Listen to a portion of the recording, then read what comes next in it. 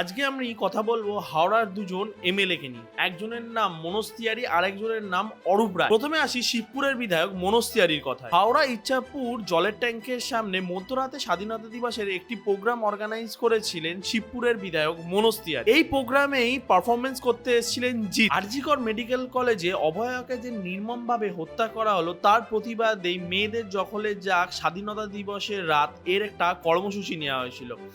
আপনারা যারা হাওড়ার কদমতলা এলাকায় থাকেন এবং তার পার্শ্ববর্তী এলাকায় থাকেন তারা সবাই জানবেন আমরা হাওড়া পার হাউসে জমায়েত করব বলে ঠিক করেছিলাম। পার হাউস থেকে মিছিল কলমতলা বাস স্ট্যান্ড হয়ে ইচ্ছাপুরের দিকে যাচ্ছিল। কলমতলা বাস স্ট্যান্ডেও একটি প্রোগ্রাম হচ্ছিল, সেই প্রোগ্রাম বন্ধ করে দেয় অর্গানাইজাররা যখন তারা দেখতে প্রায় প্রোটেস্টাররা রাস্তা দিয়ে আসছে। কলমতলা বাস স্ট্যান্ড হয়ে সেই প্রোটেস্ট যখন ইচ্ছাপুরের দিকে যাচ্ছিল তখন স্টেজে পারফরমেন্স করছিলেন জিৎ গাঙ্গুলি। বারবার প্রোগ্রাম বন্ধ করে দেওয়ার কথা বলা হচ্ছিল, তখন কিন্তু এমএলএ মনোজ তিওয়ারি নিজের প্রোগ্রাম বন্ধ করেনি, তখন কিন্তু কন্টিনিউয়াসলি জিৎ গাঙ্গুলি স্টেজে গান করছে।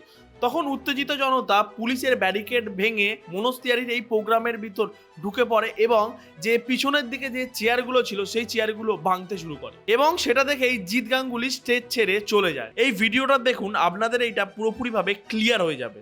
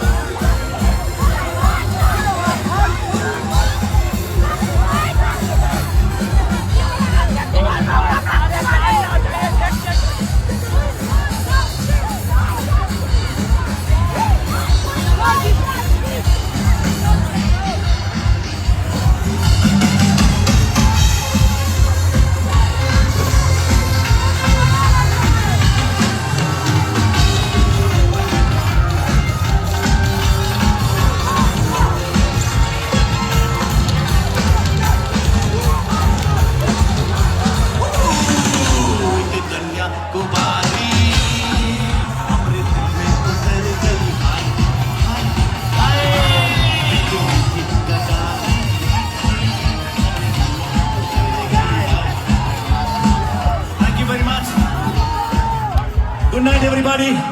Super care. ভালো থাকবেন, আবার দেখা হবে। Bye bye. Thank you.